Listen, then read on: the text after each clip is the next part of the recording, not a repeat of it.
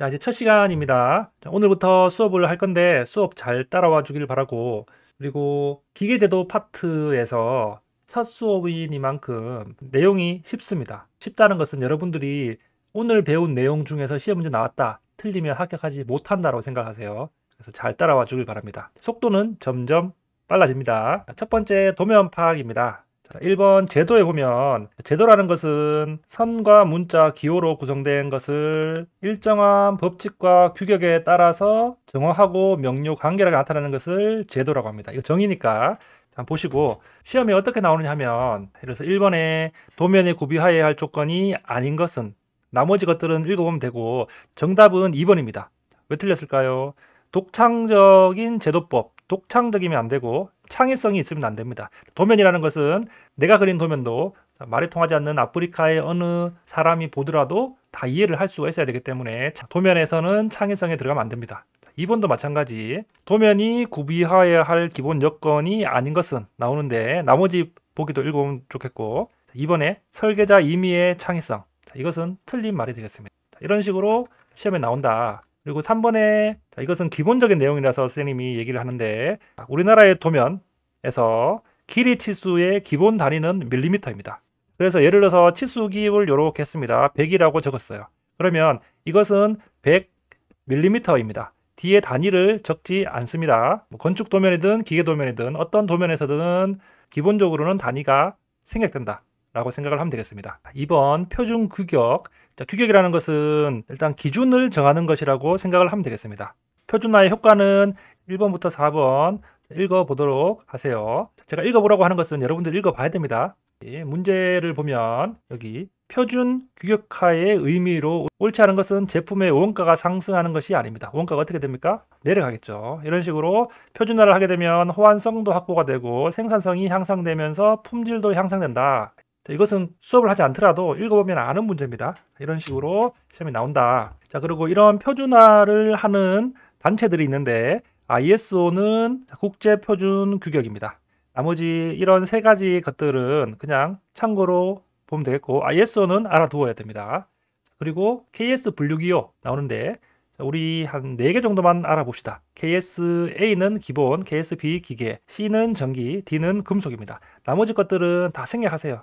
그래서 보기에 충분히 아는 것만 나와도 알 수가 있기 때문에 시험에는 요 4가지 정도만 나옵니다. 자, 예를 들어서 KSB 1302다 이런 식으로 하면은 표면 거칠기에 대한 기호다라고 해서 우리가 약속을 하는 겁니다. KSA라고 하면 공통적인 것들, 뭐 선의 종류라든가 이런 것들 이렇게 정의를 할 수가 있습니다. 아래쪽에도 마찬가지로 표준 규격 ISO 나왔고, KS는 코리안 스탠다드, 그래서 한국 규격은 KS, 우리가 자주 쓰는 일본 규격은 JIS, 미국은 ANSI, 뭐 이 정도 알아두면 되겠습니다. 나머지 것들도 눈으로 보고 제가 체크한 것은 반드시 알아야 되는 겁니다. 어떻게 시험에 나오냐, 여기 보면 6번에 KS 분류 기호 연결로 틀린 것은 나오는데 틀린 건 뭡니까?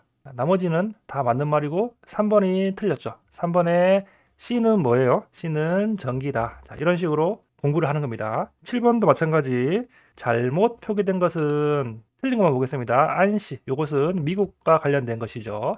그래서 만약에 내가 스위스, 독일, 영국 못 외웠다 하더라도 우리가 외운 것 중에서 틀린 것이 있다고 하면 정답이 3번이 되겠죠. 이런 식으로 간단하게 알아보았습니다. 수업은 이런 식으로 할 겁니다. 그래서 제가 문제를 통해서 간단한 이론을 설명을 하고 여러분들은 이 공간에 공부한 내용들을 이렇게 적는 겁니다. 그래서 선생님이 체크를 하도록 하겠습니다. 두 번째, 도면의 크기, 양식, 척도 나옵니다. 도면의 크기 나오는데 1번부터 4번 보기에 나오니까 한번 읽어보고 암기를 해야 됩니다. 우리가 제도 용지는 A열과 B열이 있는데 우리가 제도 용지로 쓰는 것은 A열의 용지를 사용합니다. B열은 책이나 도서 이런 곳에 많이 사용을 하고요. A0 용지의 넓이는 약 1m이다.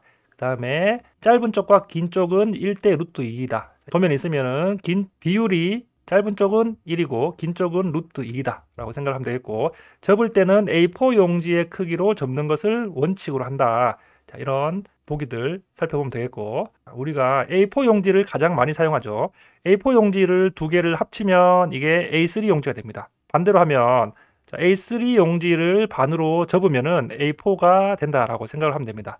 그래서 용지의 크기를 외워야 되는데 210297이 A4 용지입니다. 자, 이것은 기본적으로 암기를 해야 되겠고, A4 용지의 2배가 A3니까 이런 식으로 짧은 쪽이 2배로 늘어납니다. A3에서 A2도 마찬가지로 여기 297이 594로 2배로 늘어나죠. A1에서 A0도 작은 쪽이 2배로 A0로 갈 때 늘어난다. 이런 식으로 해서 2배, 2배, 2배 늘어난다. 210에서 297이 A4 용지인데, 자, A3, A2, A1, A0까지 용지 크기를 곱하기 2배로 해서 알 수가 있어야 됩니다. 자, 그리고 여기 철할 때, 철하지 않을 때는 문제를 통해서 살펴보도록 하겠습니다. 이렇게 A3 용지 정답은 자, 이렇게 되는데, 이거 어떻게 한다고 했어요? A4 용지가 210297mm인데 A3 용지는 작은 쪽이 곱하기 2를 하면 420 곱하기 297이다. 이렇게 해서 정답이 이렇게 된다. A3 용지를 가로로 넣을 수도 있고 세로로 넣을 수도 있기 때문에 이 두 개의 위치는 서로 바뀌어도 된다 라고 생각하면 됩니다. 자, 이번에 A 계열 제도 용지에서 가로 세로의 B는 정답은 1대 루트 2 되겠죠. 그래서 이런 식으로 문제가 나온다. 이번에 도면의 양식 보도록 하겠습니다. 도면에 반드시 그려야 되는 양식이 있고 마련하는 것이 바람직한 양식이 있습니다. 여기 아래쪽에 보면 6가지가 나오는데 반드시 그려야 되는 것은 윤곽선, 표제란, 중심마크가 되고 바람직한 것은 비교능금, 재단마크, 구분기호가 있습니다. 자, 이 3가지는 넣으면 좋지만 도면에서는 없어도 된다라는 말이 되겠죠. 아래쪽에 보면 그림이 나오고 각각에 대한 설명이 나오는데, 자, 이 도면에 용지가 이렇게 있다고 가정을 하겠습니다. 그러면은 여기 오른쪽 아랫부분에 표제란 나오죠. 이 표제란이 여기 나옵니다. 용지 안에 윤곽선을 그리는데 이 윤곽선 안에 도면에 실질적인 내용이 나옵니다. 여기 보면 0.5mm 이상 굵은 실선으로 그린다라고 나오고, 중심마크는 가운데에다가 이렇게 중심마크를 그려줍니다. 그래서 여기도 중심마크는 0.5나 0.7mm 정도의 굵은 실선으로 그려준다. 그래서 이렇게 3가지는 반드시 그려야 되는 것이고요. 자, 나머지 도면 구역이라든가 재단마크라든가 비교능금 등등은 그려줘도 좋고 안 그려줘도 상관이 없다라고 생각을 하면 되겠습니다. 3번의 문제 보면 도면 양식이나 도면 번호와 같은 정보가 있는 것, 자, 이것은 자, 살펴본 대로 표제란이 되겠죠. 표제란에는 다양한 정보들이 들어갑니다. 도면 번호, 척도, 추상법, 작성일자 등등을 집어넣는 것을 표제란이라고 합니다. 도면에서 오른쪽 아랫부분에 표제란을 기입을 한다라고 생각을 하면 되겠습니다. 4번에도 중심마크의 선의 굵기는 3번의 0.7mm, 중심마크의 선의 굵기는 굵은 실선으로 그리기 때문에 0.7mm 라고 암기를 하면 되겠습니다. 5번에 보면 반드시 마련해야 하는 사항이 아닌 것은 비교능금이죠. 이 비교능금이라는 것은 마련하면 좋고 마련하지 않아도 상관이 없다라는 것이고요. 표제란, 윤곽선, 중심마크는 반드시 마련해야 되는 것이다. 8번에도 보면 여기 반드시 마련해야 되는 것은 나오는 것 중에서 중심마크 반드시 마련해야 되는 것이죠. 또는 여기 표제란, 윤곽선, 이것은 반드시 마련해야 되는 것이다 라고 체크를 하시면 되겠습니다. 여기 이런 식으로 나옵니다. 문제가 도면의 양식 중에서 여기 규격에서 정한 크기대로 자르기 위해서 마련한 도면의 양식은 나오는데 이것이 재단마크입니다. 재단마크는 도면 끝에 양쪽 기퉁이에 이렇게 굵게 표시를 해서 재단할 기준이 되기 위해서 만들어주는 것이 재단마크가 되겠습니다. 7번 마찬가지로 도면 내용을 알 수 있도록 하기 위해서 기입하는 것은 도면 번호가 되겠고, 이런 식으로 문제가 나온다라고 생각을 하면 되겠습니다. 마지막 9번에 도면의 위치 결정에 편리하도록 표시하는 양식은 여기 중심 마크죠. 문제에서 마이크로필름에 촬영하거나 복사할 때 이런 단어가 나오면은 중심 마크다 라고 생각을 하면 되겠습니다. 그래서 3번의 척도는 초등학교 4회 시간에 지도를 배우면서 배웠습니다. 1대2만 지도다, 1대5만 지도다, 이런 식으로 사물을 줄여서 그리는 것을 축척이라고 했죠. 그래서 척도의 정의는 도형에 그려진 치수와 실제 치수의 비라고 나오는데, 예를 들어서 현척은 1대1로 그리는 겁니다. 축척은 줄여서 그리는 겁니다. 배척은 확대해서 그리는 것을 배척이라고 합니다. 그래서 1대1이 현척이 되겠고요. 2대1은 배척이 됩니다. 그 다음에 1대2는 축척이 됩니다. 자, 구별하는 법은 여기 가운데 나누기를 해보세요. 그럼 2 나누기 1은 2가 되겠죠. 그래서 이것은 2배로 크게 그린다 라고 생각하면 되겠고, 1 나누기 2는 0.5가 나오니까 반으로 줄여서 그린다, 축척이다 라고 생각을 하면 되겠습니다.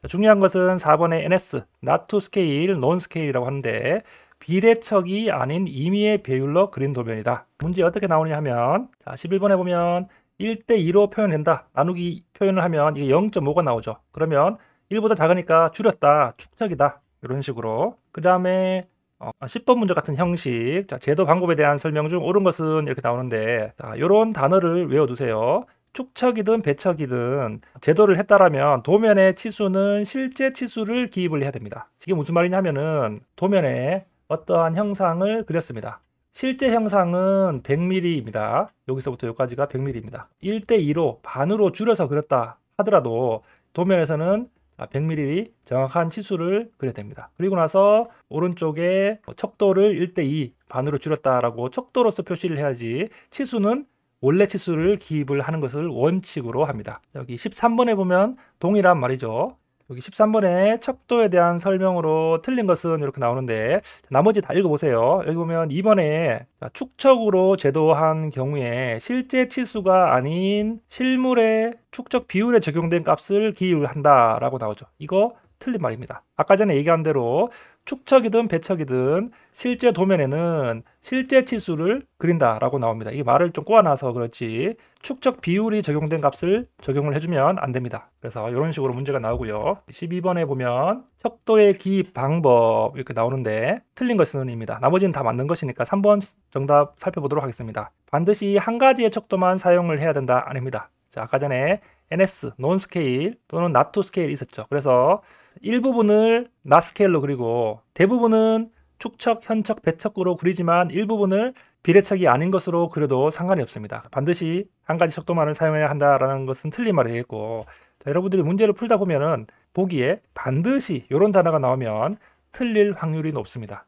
그렇기 때문에 이런 것들도 한번 체크를 해보면 좋을 것 같습니다. 나머지 교재에서 3번의 공작물의 재질 나오는 것은 우리가 기계 재료에서 살펴보도록 하겠습니다. 뒤쪽으로 가면 제도 통칙 이렇게 나오는데 선의 종류와 용도 나옵니다. 시험에 자주 나오고 반드시 알아야 되는 내용인데, 일단 기본적으로 선이 이어지는 것은 실선이라고 나오고요. 파선, 1점세선, 2점세선 이런 단어들을 눈에 익혀두세요. 1점세선이라고 하는 것은 긴 줄, 점 하나, 긴 줄, 점 하나 이런 식으로 나오는 것이고, 2점세선은 말 그대로 긴 줄, 점 두 개, 긴 줄, 점 두 개 이런 식으로 나오는 겁니다. 파선은 일정한 길이대로 이렇게 나오는 겁니다. 자, 선의 종류에 보면 굵은 실선, 가는 실선 이런 식으로 쭉 나옵니다. 자, 이거 다 외워야 됩니다.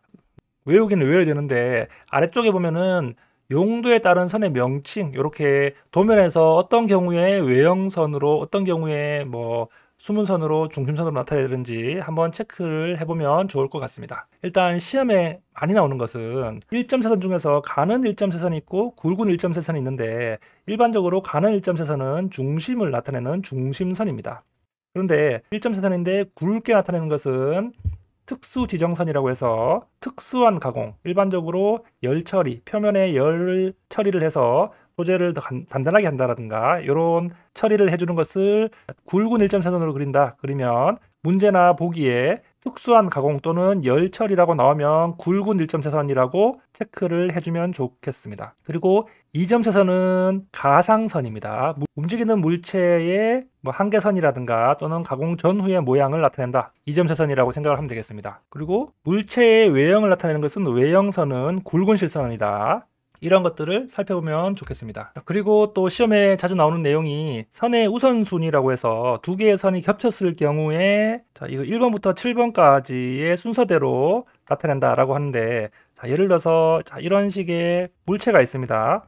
물체가 있는데 지금 이쪽 방향으로 보는 시점을 나타낸다 라고 했을 때 물체의 외형을 나타내는 선이 이것은 외형선으로 나타납니다. 이 외형선은 아까 전에 살펴본 대로 굵은 실선으로 그렸습니다. 자, 안쪽에 지금 이런 선들은 파선으로 나타냈죠.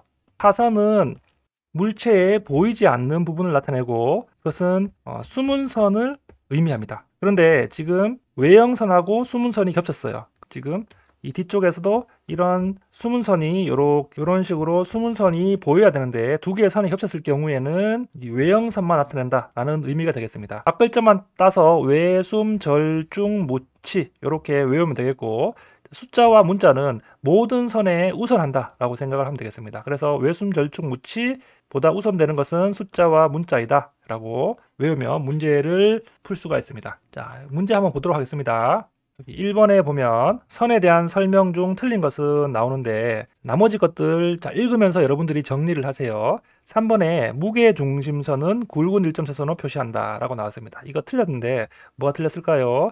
굵은 일점세선은 아까 전에 열 처리를 나타내는 부분이다 라고 나왔죠. 무게중심선은 뭐다? 이점세선이다 라고 여러분들이 정리를 하시기 바랍니다. 그리고 2번에 선에서 가는 선, 굵은 선, 아주 굵은 선의 비율 자, 이런 것들 1대 2대 4 이런 것들은 암기를 해서 외워두시기 바라겠습니다. 여기 보면 3번에도 가는 실선으로 사용하지 않는 것은 나오는데 이 절단선은 1점세선으로 그립니다. 나머지 지시하거나 해칭선이나 치수선은 가는 실선으로 나옵니다. 위에서 보면 가는 실선에 치수와 관련된 치수선, 치수보조선, 지시선 이렇게 다 나오고 파단선도 대상물의 일부를 표시한다 하는 것도 여기 파단선도 가는 실선입니다. 여기 절단선 보면 가는 1점세선이다 이렇게 나오죠. 절단선 이런 식으로 표현을 이렇게 해주는데 그래서 AA 이런 식으로 표현을 해주는데 1점세선으로 그린다. 그 다음에 해칭선도 가는 실선으로 그린다 라고 체크를 하시면 되겠습니다. 자, 9번도 같이 보도록 하겠습니다. 여기 가는 1점세선이고 끝부분의 방향이 변한다. 이것은 절단선 이렇게 나왔죠. 이렇게 동일한 것을 물어보지만 조금씩 다르게 물어볼 수 있으니 여러분들이 체크해 주시기 바라겠습니다. 4번 같은 문제 전형적으로 많이 나오는 문제입니다. 4번 문제 용도와 종류를 바르게 연결한 것은 여기 보면 4번이 맞는 말입니다. 나머지 것들 왜 틀렸는지 한번 살펴보도록 하겠습니다. 외형선은 뭔가요? 굵은 일점선이 아니라 여기 굵은 실선으로 표현을 한다라고 했었습니다. 이번에 중심선은 이점세선 아니고 어떤 선이었죠? 가는 1점세선, 가는은 생략을 하도록 하겠습니다. 4번 치수보조선은 굵은 실선이 아니라 어떤 선? 가는 실선입니다. 아랫부분에 여기 예시를 여러분들이 보면서 이 부분에 이 표에 나오는 용도와 모양, 명칭을 암기를 해야 됩니다. 이런 문제 틀리면 합격하지 못한다고 했습니다. 5번에 가는 실선 아닌 것은 사용하는 경우가 아닌 것은 정답은 1번입니다. 2, 3, 4번은 여러분들이 읽으면서 정리를 해보시고 뭐 특별한 범위나 영역을 나타내기 위한 선 자, 조금 애매하긴 한데 자, 이런 선은 굵은 실선으로 표현을 한다 라고 생각을 하면 되겠습니다. 자, 여기 7번에 여기 파선, 수문선이라고 했습니다. 여기 3번에 보이지 않는 부분의 모양을 나타낸다. 여기 파선은 이런 식으로 수문선이다. 보이지 않는 부분을 나타낸다. 8번에 가는 일점세선으로 표시하지 않는 것은 이렇게 나오는데 아래쪽 부분에 보면 가는 일점세선에 보면 세 가지를 외우세요. 중깊이라고 나오는데 중심선, 기준선, 피치선. 정답은 1번 가상선은 이점세선이다. 10번에도 보면 가는 1점세선의 용도가 아닌 것은 나오는데 2번에 수면, 유면 등의 위치를 표시하는 선은 여기 가는 실선으로 표현을 합니다. 6번에 보면 자, 이렇게 그림이 나타나면 중간 부분을 잘라내어서 도시한다. 자, 이렇게 중간을 나타내는데 이런 것을 파단한다 라고 나타나서 파단선이라고 나타납니다. 이 파단선은 가는 실선으로 나타낸다 라고 암기를 하고 이 선의 용도가 파단선이다 라고 생각을 하면 되겠습니다. 여기 보면 선의 굵기가 다른 것 자, 4번의 특수지정선, 열처리선이라든가 특수한 가공, 열처리 이런 부분은 굵은 일점세선이라고 시험에 자주 나온다고 했습니다. 자, 아랫부분에도 마찬가지 특수한 가공 나오면은 굵은 일점세선 골라내면 되겠습니다. 13번에 열처리, 도금 이런 단어가 나오면 굵은 일점세선 골라내면 되겠고요. 14번도 마찬가지 특수한 가공 나오면 굵은 일점세선이다 라고 고르면 됩니다. 15번에도 마찬가지 틀린 것은 선의 용도 1, 2, 3번은 다 맞는 말이 되겠고 4번에 보면 굵은 일점세선은 위쪽에서 계속 나온 것처럼 뭡니까? 특수한 가공이나 열 처리를 하는 것이죠. 자, 무게중심선 이런 것들은 2점세선이다 라고 파악을 하면 되겠습니다. 16번은 이런 지문이 자주 나옵니다. 얇은 부분에 단면 표시를 하는데 사용하는 선 자, 이런 얇은 부분의 단면 게스킷이라는 기계 부품을 얘기를 하는데 이런 경우에는 아주 굵은 실선을 쓴다. 여기 문제에 아주 굵은 실선 나오면은 얇은 부분의 단면 표시라고 매칭을 해서 외우면 좋겠습니다. 여기 오타인데 특수한 용도의 선 이것은 아주 굵은 실선을 사용해야 하는 경우 아까 16번이랑 동일한 건데요. 얇은 부분의 단면 도시 이런 식으로 암기를 하면 좋겠습니다. 게스킷과 같은 얇은 부분을 도시할 때 굵은 실선을 사용한다. 18번에 인접 부분을 나타내는 선은 가는 이점세선 이런 식으로 문제가 계속 나옵니다. 여기 문제가 많이 나온다는 것은 그만큼 여러분들이 시험을 치러 갈 때 이와 유사한 문제를 한두 문제는 만날 수 있다라고 생각을 하면 되겠습니다. 자, 몇 개를 뛰어넘어서 자, 여기 23번에 보면 보세요. 여러 종류의 선이 겹치게 될 때 가장 우선해야 될 것은 숫자와 문자. 이것은 선보다도 가장 우선하게 그려줘야 된다고 했죠. 24번에 가장 우선하여 나타내는 선, 여기 수문선 나옵니다. 외숨, 절중, 무치 이런 식으로 여러분들이 적어 놓고 이 중에서 이 수문선이 가장 먼저 나오게 되겠죠. 외형선이 없기 때문에 정답은 3번 수문선이 정답입니다. 25번 마찬가지 두 종류 이상의 선이 겹쳤을 때 가장 우선되는 것, 여기에서 절단선이 세 번째로 나오는데 외형선, 수문선이 없죠. 그렇기 때문에 정답은 2번이다. 여기 26번 같은 문제 이렇게 외숨, 절중, 무치 이런 식으로 물어볼 수 있습니다. 마찬가지로 27번 같이 외숨, 절중, 무치 나오는데 문자와 숫자가 제일 앞에 나온다. 이런 식으로 해서 정답은 1번이 된다 라고 생각을 하면 되겠습니다. 첫 시간 여기까지 하겠습니다. 자, 어떻습니까? 진도를 굉장히 빨리 뺀 것 같지만 그렇게 많은 내용을 한 게 아닙니다. 자, 여러분들이 충분히 문제에 대한 감을 익히고 스스로 정리해서 암기를 해야 될 부분이 어느 정도 있습니다. 혼자서 공부하는 시간을 가져서 충분히 암기를 하기 바라겠습니다. 첫 시간 여기서 마치도록 하겠습니다. 네, 기계제도 두 번째 시간입니다. 투상법에 대해서 배울 건데 시험에 상당히 자주 나오고 중요한 부분입니다. 2번 투상법 나오는데 여러 가지 투상법이 나옵니다. 투상법은 정의입니다. 3차원 물체 형상을 평면상에 표현하는 방법을 투상법이라고 하는데 제일 쉽게 얘기해서 3D 형상을 평면이라고 하는 것이 2D 종이 위라고 생각하면 됩니다. 3D 형상을 2D로 변환하는 것이 투상법이고 또 2D를 3D로 변환해 주는 것도 투상법이라고 생각을 하면 되겠습니다. 여러 가지 투상법이 많이 나오는데 아래쪽에 보면 이 3D 형상을 2D로 나타냈을 때 이 가로축에서 30도, 30도 각도가 똑같죠. 그러면 등각투상이라고 하고 여기서 아래쪽에서 봤을 때 한쪽은 45도인데 한쪽은 5도입니다. 각도가 같지가 않죠. 이럴 때는 부등각, 같지 않는 등각, 부등각투상도라고 합니다. 그리고 사투상도는 이렇게 했을 때 이 위쪽의 각도가 60도입니다. 자, 정면도는 똑바로 나오지만 투상면의 한쪽에 60도로 나오면 사투상도. 투시도법은 원근감을 갖게 하는 것으로 건축이나 교량 등의 조감도로 많이 사용된다. 이런 키워드 확인하시고 문제 보도록 하겠습니다. 다음 내용이 설명하는 투상법은 나오는데 투상선이 평행하게 물체를 지나 여기 쭉 읽어보면 되는데 여기에서 이 투상법에는 일각법과 삼각법이 속한다 라고 나오면은 정답은 여기 4번의 정투상법입니다. 키워드는 투상된 물체가 투상면에 나란하기 때문에 이런 키워드를 확인하면 되는데 여기 일각법과 삼각법 이렇게 나오면은 정투상법이다. 우리가 투시, 등각, 사투상법 배웠는데 정투상법은 배우지 않았습니다. 그래서 1번, 2번, 3번은 아는 거니까 정답은 4번이다. 이렇게 표현도 할 수가 있고요. 정투상법은 조금 이따가 살펴보도록 하겠습니다.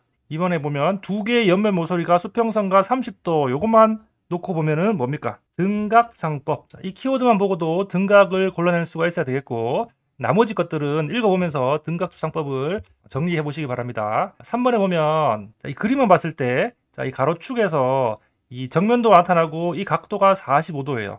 그러면 뭡니까? 사투상법 골라낼 수가 있어야 됩니다. 나머지 문제를 보면서 여러분들이 조금 더 정리를 해보시기 바랍니다. 그래서 여기 여러 가지 투상법이 있는데 아래쪽에 이 그림과 특징을 보면서 정리해 주기 바랍니다. 이 정투상법은 우리 기계제도에서 굉장히 중요한 것입니다. 쉽게 얘기해서 이렇게 여러분들이 여기에서 시선을 쳐다보고 있는 겁니다. 이런 식으로 쳐다보게 되면은 우리가 빔 프로젝트에서 이 하얀색 벽, 이 투상면에다가 광선, 즉 빛을 쏜다라고 생각하면 됩니다. 그래서 이 물체가 이 벽면에 그대로 보이게 되는 것이죠. 이것이 정투상법이라고 생각하면 되겠습니다. 자, 이 정투상도랑 3차원의 물체를 표면으로부터 평행한 위치에서 바라보며 투상하는 것이다. 쉽게 생각해서 사진을 찍는다 라고 생각을 하면 됩니다. 그래서 이 물체가 이 투상면에 그대로 투상이 된다 라고 생각을 하면 되겠습니다. 그래서 이러한 입체도를 여기서 쳐다보게 됐을 때 이 투상면에 이 정면에서 나타내는 것, 우측에서 나타내는 것, 위에서 내려다보는 것 이것을 합쳐서 삼각법이라고 얘기를 합니다. 여기서 중요한 것은 여기 일각법과 삼각법이 나오는데 우리 기계도면에서는 삼각법을 사용을 합니다. 여기서 이 투상면을 봤을 때 이곳을 1면각, 2면각, 3면각, 4면각이라고 했을 때 일각법은 물체를 1면에 놓고 투상을 하는 것, 그 다음에 삼각법은 3면에 놓고 투상을 하는 것입니다. 바라보는 시선은 여기에서 이렇게 쳐다보게 되겠습니다. 자, 그래서 시험에 많이 나오는 것이 일각법과 삼각법을 비교하는 것인데, 이 삼각법이 우리가 주로 쓰는 거니까 삼각법부터 보도록 하겠습니다. 이 삼각법에서는 정의는 물체를 제3각에 놓고 정투상하는 방법이라고 나오고, 일단 정면도와 우측면도, 평면도 이 세 개를 주로 사용을 한다라고 생각을 하면 되겠습니다. 그리고 뒤에서 바라보는 배면도와 왼쪽에서 바라보는 좌측면도, 아래에서 올려다보는 저면도도 체크를 해보시면 되겠습니다. 그리고 투상법은 쉽게 생각해서 1면각, 2면각, 3면각, 4면각이 있을 때 우리가 여기에서 쳐다본다고 했습니다. 그럴 때 물체를 3면에 놓고 투상을 하기 때문에 여기 눈 다음에 여기가 투상면입니다. 투상면, 물체 이렇게 나오는 것이 삼각법이다. 그리고 이 기호를 잘 보세요. 기호에 동그라미가 왼쪽에 있습니다. 이런 형상을 우리가 투상을 이렇게 한다고 했을 때 3면각에 놓고 보면은 이렇게 나오는 것이 삼각법의 기호입니다. 요것 잘 비교를 하고 일각법이랑 차이를 봐야 되는데요. 일각법의 차이는 당연히 물체를 일각에 놓고 투상하는 법입니다. 여기 1면각, 2면각, 3면각, 4면각이라고 했을 때 우리가 쳐다봅니다. 쳐다볼 때 물체를 1면각에 놓고 투상을 하는 겁니다.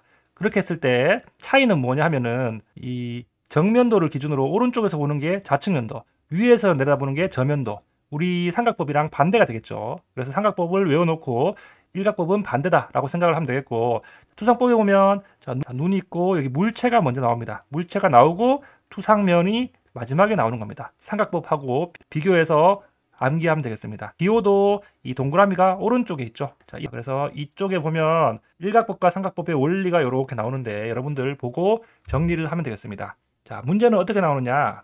여기 4번에 일각법과 삼각법을 비교 설명한 것으로 틀린 것은 나옵니다. 자, 나머지는 여러분들이 읽어보시면 되겠고 다 맞는 말입니다. 정답은 3번입니다. 자, 일각법에서 정면도 아래에서 본 저면도를 정면도에 어디서 나타납니까? 위에서 나타낸 것이 일각법이죠. 자, 삼각법은 정면도, 오른쪽에서 바라본 것은 우측면도, 위에서 바라본 것은 평면도가 나오는 것이 이게 삼각법이 되겠고요. 일각법은 반대가 됩니다. 일각법은 우측면도랑 평면도가 반대가 되는 것이 일각법입니다. 일각법에서는 저면도는 아래가 아니라 위에서 나타나고요. 우측면도는 오른쪽이 아니라 왼쪽에 나타나는 것이 정답이 되겠습니다. 삼각법에 대한 설명 중 틀린 것은 나머지 비교를 해보면 되고 3번이 정답인데 저면도는 우측면도의 아래에 그린다. 왜 틀렸습니까? 여기 저면도는 우측면도의 아래쪽이 아니라 정면도의 아래에서 그리는 것이 저면도이죠. 위쪽에 그림을 한번 암기를 해보시기 바랍니다. 자, 6번 삼각법에서 정면도 아래에 배치하는 수상도, 이 정면도 아래에는 삼각법에서 저면도죠. 그래서 5번과 6번이 동일한 문제입니다. 7번 삼각투상법에 대한 설명으로 맞는 것.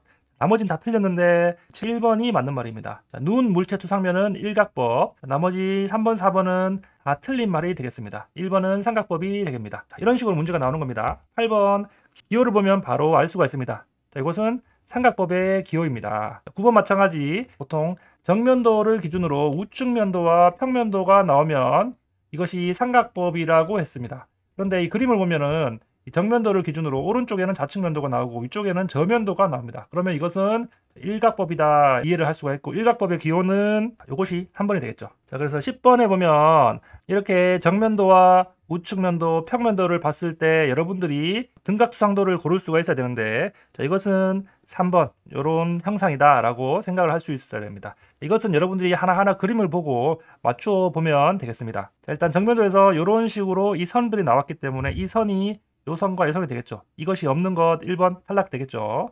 자, 그리고 평면도에서 봤을 때 지금 요 형상이 나오는 것이 지금 여기서 나오는 요 형상입니다. 위에서 봤을 때 2번, 4번도 동일하게 나오고 있는데 여기 우측면도 봤을 때 지금 이 형상이 네모가 나와야 되는데 지금 이 선과 이 선이 나오면 안 되는 선이죠. 여기 선이 없죠. 그래서 2번과 4번이 틀린 답이다. 이렇게 여러분들이 이런 문제도 매 시험에 한두 문제 이상 많으면 3-4문제가 나옵니다. 여러분들이 꼭 맞추어야 되는 문제입니다. 11번부터 여러 가지 문제가 나옵니다. 12번에 보면 삼각법으로 그린 투상도의 우측 면도로 닮아진 것은, 자, 이런 문제가 나왔을 때 정면도와 평면도를 보고 여러분들이 어느 정도 형상을 그릴 수가 있어야 됩니다. 인벤터라는 프로그램으로 봤을 때 이 정면도가 이런 식으로 나왔죠.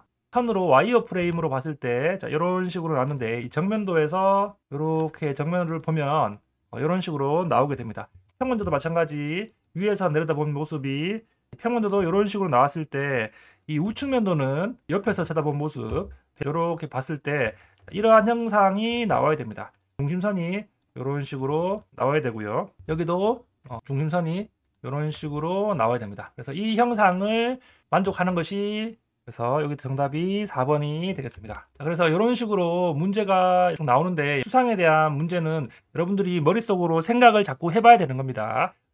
이 영상 하단에 링크를 하나 적어 놓겠습니다. 여러분들이 이 투상 연습을 어떻게 하는지 그 사이트에 가면은 예상 문제와 풀이를 잘 설명을 해 두었으니 그 사이트에서 한번 연습을 해 보시기 바라겠습니다. 20번 하나만 볼까요? 20번에 보면은, 자, 화살표 방향이 정면도로 쳐다본다 했을 때 평면도는 위에서 내려다보는 형상이죠. 정답이 2번이 됩니다. 그렇게 어려운 형상이 아니죠. 위에서 봤을 때 이 네모가 다 보일 것이고, 이런 선들이 이렇게 선들이 나온다라고 파악을 하면 되겠습니다. 그 다음 투상도의 종류와 이해해 보겠습니다. 이 투상도라는 말은, 아까 전에 살펴본 정투상도만으로 물체를 표현할 경우에 이해가 어려운 부분은 보기 쉽게 물체의 모양과 특징을 간단하게 추상하는 방법이다라고 나옵니다. 여기서 문제에 나오는 것은, 그림을 보고 이 그림이 무엇인지 투상도의 종류를 골라라 라고 물어볼 수도 있고, 또는 아래쪽에 이 설명을 이렇게 문제 주어주고 무슨 종류의 투상도인가 골라라 라고 물어볼 수도 있습니다. 그러니까 여러분들은 이 그림과 특징을 모두 알아야 되는데, 자, 키워드 중심으로 이 보조투상도는 키워드가 경사면을 지니고 있는 물체의 모양을 표시할 필요, 경사면이라는 말이 나오면 보조투상도 고르면 되겠습니다. 이렇게 경사가 져 있죠. 그래서 경사면이 나와 있는 그림 나오면 보조투상도 고르면 되겠습니다. 아래쪽에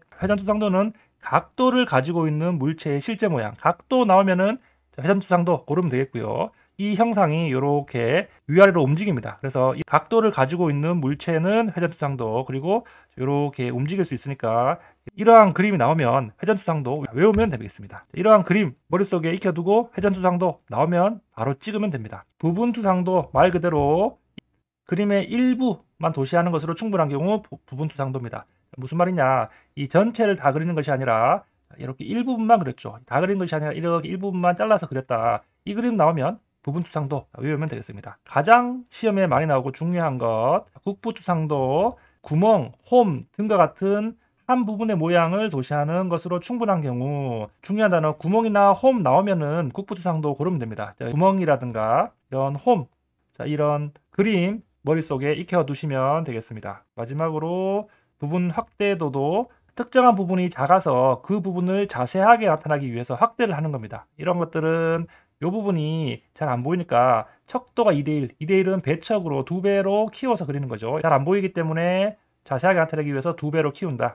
시험 문제 어떻게 나오느냐, 1번에 가장 옳지 않은 것은 이렇게 나옵니다. 투상도에 대한 설명입니다. 나머지 것들은 다 맞는 말이고 3번이 정답입니다. 3번에 보면 물체의 형상이나 기능을 가장 명료하게 정확하게 나타내는 것은 주투상도가 아닌 보조투상도에서 선정하는 것이 아니라 주투상도에서 가장 기능이 명료하게 나타나는 것은 주투상도에 나타난다. 이런 것 단어도 외워두시기 바라겠습니다. 나머지는 쭉 읽어보면 되겠습니다. 2번처럼 옳지 않은 것은 이렇게 나오는데 정답은 1번입니다. 1번은 왜 틀렸느냐, 형상의 이해를 위해 주투상도를 보충하는 보조투상도를 되도록 많이 사용한다. 가능하면은 되도록이면 적게 사용하는 것이 좋습니다. 주투상도에서 가능하면 많은 것을 보여주고 부족한 부분에 보조투상도를 설명을 해야 되기 때문에 1번은 틀린 말이 되겠습니다. 나머지 2, 3, 4 한번 체크를 해보면 되겠습니다. 1번, 2번이 거의 같은 것을 물어보고 있죠. 3번도 거의 같은 것을 물어보고 있는데 투상도의 선택 방법에 대한 것으로 옳지 않은 것은 나오는데, 3번에 나머지 3개를 읽어보고 정답은 4번인데, 명확한 이해를 위해 주투상도를 보충하는 다른 투상도를 어떻게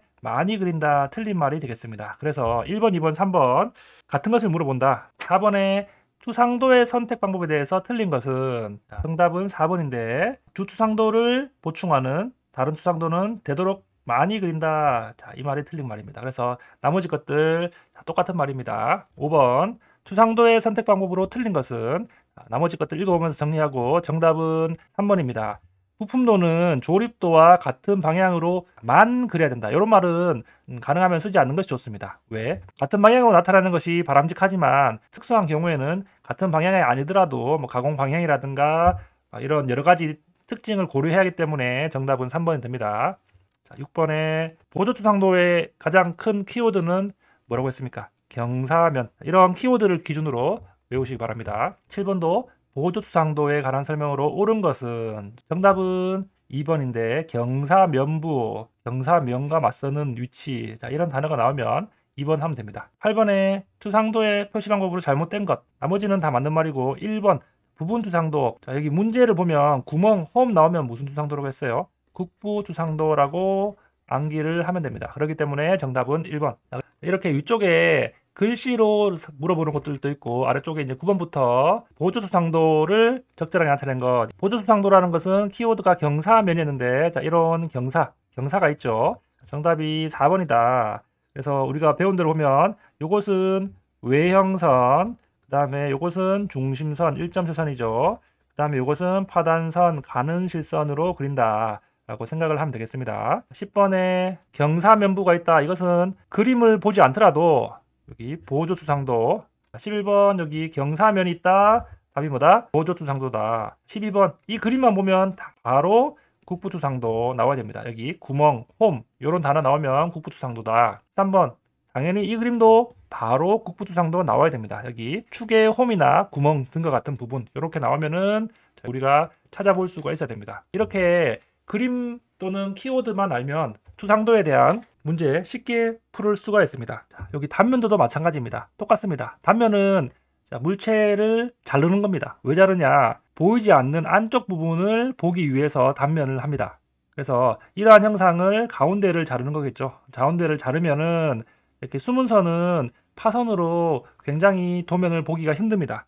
그래서 단면을 했음에도 불구하고 외형선으로 나타내주게 하기 위해서 단면도법을 적용한 투상도로 나오게 됩니다. 자, 그래서 단면도를 그리는 원칙 여기 1번부터 5번까지가 있는데 여러분들이 읽으면서 정리를 해야 됩니다. 아래쪽에 보면은 단면도의 표시 방법. 자, 이것이 맞는 것인데 이런 식으로 나타내야지. 여기 보면 가운데 이런 선들이 없죠. 이런 선들을 안 나타내면 안 됩니다. 나타내야 되고 자, 여기 C번에도 여기 선이 없고 D번에는 자, 위쪽은 이렇게 누웠는데 아래쪽은 반대편으로 누웠습니다. 그래서 같은 부품은 같은 쪽으로 표시를 해줘야 되는데 단면을 했다라고 표시를 해주는 것이 여기 해칭과 스머징이 있는데 해칭은 사선으로 표시를 해주는 것을 해칭이라고 하고 스머징은 이쪽에 색칠을 해주는 것을 스머징이라고 합니다. 단면의 표시 방법에 해칭과 스머징이 있다. 이것을 보고 문제를 먼저 풀어보도록 하겠습니다. 자, 1번 단면도에 관한 내용이다. 올바른 것은 정답은 4번인데요. 읽어보면서 정리를 하면 되고 2번은 왜 틀렸느냐? 정면도는 단면도로 그리지 않고 평면도나 측면도만 절단한 모양으로 그린다. 이게 틀렸죠. 정면도도 단면을 할 수가 있다 라고 파악을 하면 되겠습니다. 자, 2번에 틀린 것은 이렇게 나오는데 나머지 것들 읽으면서 정리를 해보세요. 1번 해칭은 일반적으로 해칭은 생략하여서 도시한다. 뭐 틀린 말이 되겠죠. 해칭을 생략하면 안 됩니다. 단면을 했으면 해칭이나 스머징으로 단면 표시를 해줘야 됩니다. 자, 그리고 단면도의 표시 방법 우리가 투상도에서 본 것처럼 특징과 그림을 보면은 어떤 단면도인지 정확하게 알아야 됩니다. 온단면도 또는 전단면도 전체를 자른 겁니다. 이렇게 전체를 자른 건데 2분의 1이 전체를 자른 겁니다. 전체를 자르면 전체를 나타내는 이런 그림은 온단면도 또는 전단면도고요. 한쪽 단면도 또는 반단면도라고 부르는데 이것은 물체의 내부와 외부의 모양을 동시에 나타내서 물체의 4분의 1을 절단했다. 여기서 이 전체 물체에서 보면 여기가 4분의 1이죠. 여기만 절단을 해서 보면 여기서 중심선을 기준으로 위쪽은 물체의 내부를 나타내서 해칭으로 단면을 나타냈고 아래쪽은 물체의 외부 모습을 나타내서 외형선으로 나타냈습니다. 그래서 내외부를 동시에 볼 수 있는 것은 한쪽 단면도이다.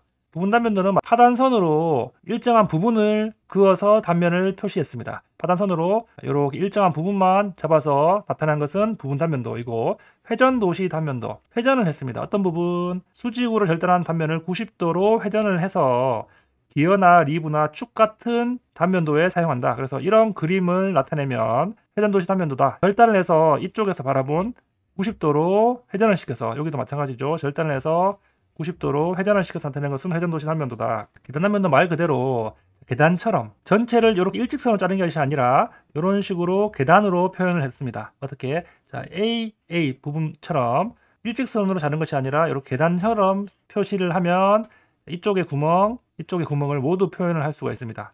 그래서 일직선 상에 있지 않을 때 계단 형태로 절단한 것은 계단 단면도다. 마지막으로 자, 시험에 자주 나오는 단어를 외우세요. 긴 쪽 방향으로 절단하지 않는 것 또는 길이 방향으로 절단을 하지 않는 것입니다. 자, 여기서 중요한 것은 리브, 암, 기어의 이 등 단면을 하면 오히려 방해가 되기 때문에 단면을 하지 않습니다. 또는 축, 핀, 볼트, 너트, 와셔, 나사, 리벳, 키 등은 마찬가지로 절단을 하지 않습니다. 길이 방향이 등 긴 쪽으로 절단을 하지 않습니다. 자, 이런 키워드들이 보기에 많이 나오기 때문에 반드시 암기를 해야 됩니다.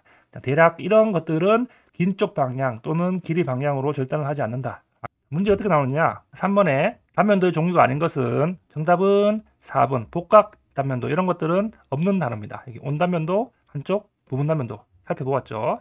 4번에 이런 그림 보면 바로 전체를 절단했기 때문에 온 단면도 나옵니다. 5번에 중심선을 기준으로 위쪽은 단면, 아래쪽은 단면하지 않고 외부의 모습을 보여주죠. 이런 것들은 무슨 단면도? 한쪽 단면도다. 이렇게 그림만 보고 바로 고를 수 있습니다. 6번 4분의 1을 절단하였다. 외부 모양과 내부 모양을 동시에 나타낸다. 2번 한쪽 단면도, 이렇게 고를 수 있어야 되겠습니다. 7번 90도 이것만 봐도 바로 이것은 회전 도시 단면도다. 고를 수가 있는데, 자, 이것은 회전 도시 단면도를 물어보는 것이 아니라 이 90도에 회전시킬 때 그리는 선의 종류는 이것은 가는 실선으로 그립니다. 파단했던 선과 동일하게 가는 실선으로 그린다. 체크를 하면 되겠습니다. 어느 단면도인가? 여기 뭐 2분의 1 나오고 4분의 1 나왔다. 한쪽 단면도. 9번에 여기 또 4분의 1 나왔다. 바로 한쪽 단면도. 엄청 쉽게 문제가 나오죠. 10번도 마찬가지입니다. 아까 전에 암 나왔고 축을 이렇게 90도 했다. 그럼 바로 회전 도시 단면도. 회전이라는 말을 체크를 하면 되겠습니다. 11번 이 그림 똑같은 문제죠. 회전 도시 단면도. 자, 그래서 10번처럼 문장으로 물어보든지 11번처럼 그림으로 물어보든지 다 맞출 수 있어야 되겠습니다. 12번 회전도시 단면도 부적절한 것, 조금 더 어려운 문제죠. 기어의 이, 자, 이것이 2번이고 뭐 리브라든가 훅이라든가 암이라든가 이런 것들은 회전도시 단면도로 그린다. 13번은 이렇게 나타낸 단면도는 계단 형식으로 나타낸다고 계단도시 단면도라고 나타났습니다. 이쪽 부분과 이쪽 부분의 구멍의 내부의 형상을 가장 잘 나타내는 것은 4번이 됩니다. 아랫부분에 이런 부분을 선을 다 막아줘야 되는데 이런 선들이 없기 때문에 1번, 2번은 틀렸고요. 3번은 왜 틀렸습니까? 해칭이 한쪽 방향으로 나와 있어야 되는데 반대편으로 이렇게 나와 있죠. 그래서 이것은 동일한 부품은 동일한 방향으로 그려야 되는데 지금 이것이 한 개 부품이잖아요. 그래서 3번도 틀렸다. 14번은 조금 난이도가 있는 문제입니다. 모두 맞는 것은 보면은 중심선을 기준으로 왼쪽과 오른쪽에 내부, 외부 나왔기 때문에 한쪽 단면도 나왔고요. 그 다음에 이쪽에 일정 부분만 그렸죠. 부분 단면도 나왔습니다. 그 다음에 이 부분은 리브라고 하는데 리브의 두께를 나타내는 부분은 회전도시 단면도 나왔습니다. 그래서 이 세 개가 나온 것은 2번이 되겠습니다. 마지막 15번에 길이 방향 또는 긴 쪽으로 절단하지 않는 것은 나오는데 정답은 4번입니다. 우리가 볼트나 기어의 이나 바퀴의 암, 나사, 키 등등 여러 가지 부품들을 보았습니다. 풀리의 보스는 단면을 해도 됩니다. 그래서 정답은 4번 됩니다. 이번 시간은 여기까지 하도록 하겠습니다. 여러분들 잘 복습해서 진도 밀리지 않도록 공부하시기 바라겠습니다. 이상입니다. 치수기입법입니다. 여기 치수기입의 방법 아래쪽에 7가지가 나옵니다. 한 번씩 읽어보면서 정리 한번 해보세요. 명료하게 기입한다. 가장 명확하게 표시하는 데 필요하고 충분한 것을 기입한다. 되도록이면 주 투상도에 기입한다. 계산할 필요가 없고 중복되지 않게 기입한다. 투상도 간에 비교 대조하기 쉽게 기입한다. 관련된 치수는 모아서 기입한다. 공정별로 배열하거나 분리하여 기입한다. 이런 키워드들을 중심으로 암기하면 되겠습니다. 자, 그 키워드만 봐도 치수 기입에서 틀린 것은 이렇게 나오는데 정답은 2번. 중복하면 안 되겠죠. 나머지 1번, 3번, 4번 체크하면서 한번 확인해 보세요. 치수 기입에 어긋나는 것은 정답은 4번입니다. 각 투상도의 고르게 분배, 주 투상도에 가능하면 기입을 합니다. 3번 치수 기입에서 틀린 것은 정답은 2번입니다. 치수를 중복하여서 나타내면 안 됩니다. 명확하게 나타내야 되죠. 4번 치수 기입 방법에 적합하지 않는 것은 나왔는데 정답은 4번입니다. 치수는 되도록이면 정면도의 주로 나타내고 부족한 부분을 나머지 평면도라든가 우측면도에 나타내면 되겠습니다. 나머지 1, 2, 3번 읽어보면 되겠습니다. 5번은 치수 기입으로 맞는 것은입니다. 맞는 것은 2번입니다. 여기에서 각도, 분, 초 이렇게 나타내는데 이것은 기입을 해야 됩니다. 1번에 틀린 것은 단위를 기입하지 않습니다. 그죠? 이것은 생략을 한다라고 했습니다. 3번은 나누어서 기입하는 것이 아니라 모아서 기입을 하고 4번은 기준을 중심으로 치수 기입을 해야 되겠죠. 그래서 정답은 2번이 되겠습니다. 자, 이런 식으로 치수 기입에 관련해서 문제가 나옵니다. 6번 본 김에 살펴보도록 하겠습니다. 자, 예를 들어서 어떤 형상의 치수 기입을 이렇게 했습니다. 그러면 길이가 100mm다 라고 했을 때 이것은 치수를 보조하기 때문에 치수 보조선이라고 하고요. 그 다음에 이 선은 치수선이라고 합니다. 그 다음에 이 위쪽의 문자를 치수 숫자 또는 치수 문자라고 합니다. 가공기호는 치수 기입 요소가 아닙니다. 이번에 이 그림을 보고 가끔씩 시험에 나옵니다. 변의 길이는 여기 길이를 말하고 현의 길이는 요 선의 길이를 현의 길이라고 합니다. 위쪽에 이 기호가 붙습니다. 각도는 여기와 여기의 각도가 40도 이렇게 나오는 것을 확인하면 되겠습니다. 3번의 치수 보조 기호, 이 기호들은 기본적으로 다 암기를 해야 됩니다. 그래서 우리가 도면을 제작을 할 때, 도면을 그릴 때 이 기호를 모르고서는 도면을 해독을 할 수가 없기 때문에 이 기호는 약속입니다. 약속이기 때문에 약속된 기호들은 우리가 암기를 해야 됩니다. 영상을 멈추고 이 기호들은 다 암기를 하시기 바랍니다. 문제는 어떻게 나오느냐? 일단 기본적으로 아까 전에 치수 문자를 기입을 할 때는 여기 B번 요것이 틀렸습니다. 이것은 35가 이렇게 올라가야 됩니다.